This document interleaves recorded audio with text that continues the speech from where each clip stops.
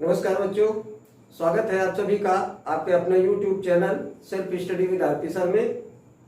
आज की क्लास में NCERT math class 10th exercise 13.1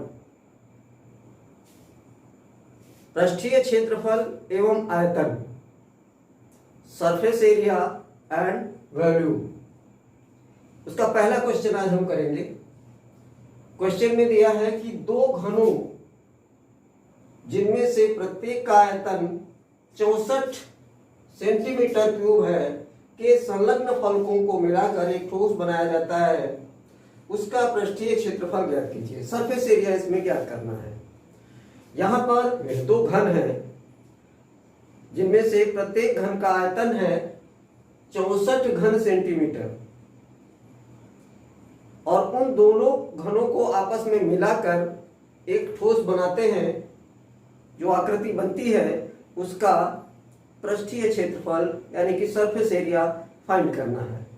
तो देखिए, हम यहां पर दो घन बना लेते हैं। दो क्यूब हैं, यहाँ एक घन ये हो गया, दूसरा घन जो है वो भी हम यहां इसी के साथ सटाकर बना लेते हैं। इस तरह से एक घन ये है और एक घन ये है। इन दोनों घनों को हमने आपस में मिला लिया है। तो अब ये मिलाने के बाद ये कौन सी आकृति बनती है? अगर ये इस हिस्से को बीच में मिला दिया गया है तो हम इसको यहां से हटा देते हैं।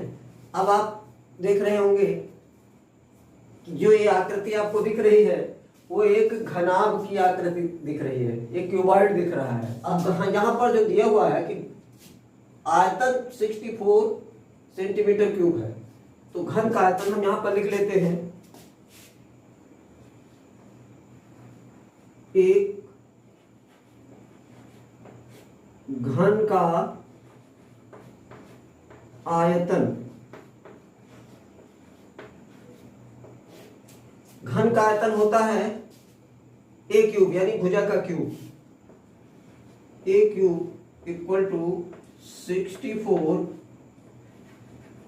Centimetre cube. तो अब ये इस भुजा कितनी होगी? a इक्वल टू, अब देखिए इसका क्यूब रूट लेंगे तो इसका भी क्यूब रूट लेंगे, तो ये हो जाएगा 4 सेंटीमीटर। यानी कि जो घन है उनकी भुजा है, लंबाई चौड़ाई ऊंचाई जो भी है सभी क्या है 4 सेंटीमीटर है। तो यहां पर हम लिखेंगे 4 सेंटीमीटर और ये इसकी ऊंचाई जो है वो भी 4 सेंटीमीटर है और इसकी जो चौड़ाई है ये 4 सेंटीमीटर है। इसी तरह से ये भी 4 होगी और ये भी 4 होगी और ये भी 4 होगी, 4 सेंटीमीटर।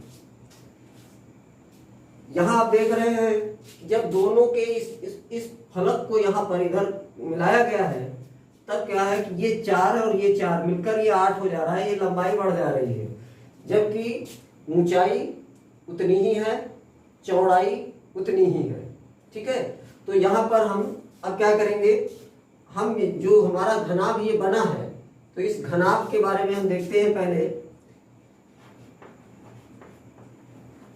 घनाभ की लंबाई, सबसे पहले तो हम ये लिख लेते हैं घनाभ की लंबाई।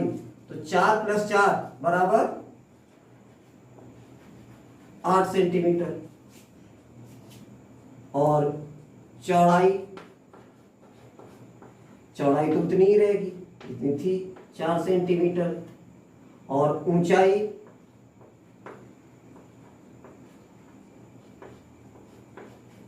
4 सेंटीमीटर। अब हमें इसी घनाभ का पृष्ठीय क्षेत्रफल यानी सरफेस एरिया में ज्ञात करना है। घनाभ का जो पृष्ठीय क्षेत्रफल होता है, लिख लेते हैं घनाभ का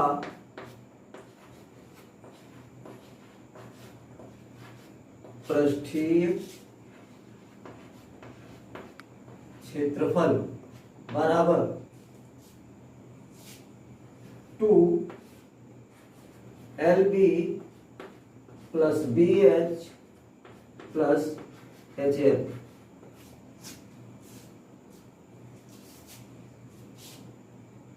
LB plus BH plus HL और इसका 2 से गुणा करते हैं, क्योंकि फलक, ये फलक है हमारा लंबाई गुणे चौड़ाई यानी LB, लेकिन यहाँ ऊपर है तो नीचे भी है, यानी 2 लंबाइयां 2 चौड़ाइयां यहाँ पर आ रही हैं। इसी तरह से यहाँ पर इसकी चौड़ाई और ऊंचाई इधर है तो उधर भी है, H इंटू L, ये जो ऊंचाई है और ये लंबाई है।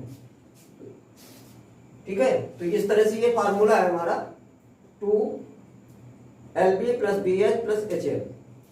अब हम इसको यहां रखेंगे, यहां से जो ये वैल्यू दी हुई है यहां पर रखेंगे, तो ये होगा 2L8B4 प्लस B4 है और H B4 है प्लस H4 है इंटू L8 है।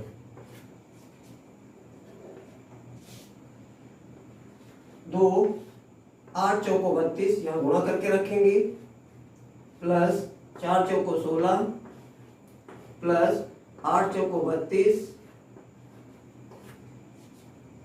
बराबर 2 गुणा, इन सबों को जोड़ लेते हैं, 6 2 8 2 10, 10 का 0, 3 1 4 3 7 और 1 8, 80 बराबर 160।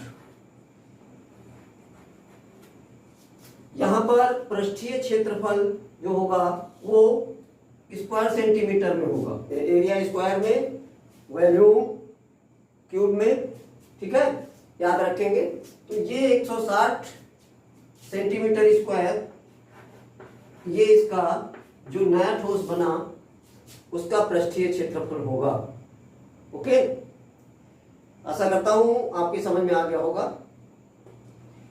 अगर वीडियो अच्छा लगा है तो लाइक शेयर कमेंट कीजिए, और हमारे चैनल पे नए हैं तो हमारे चैनल को सब्सक्राइब कीजिए।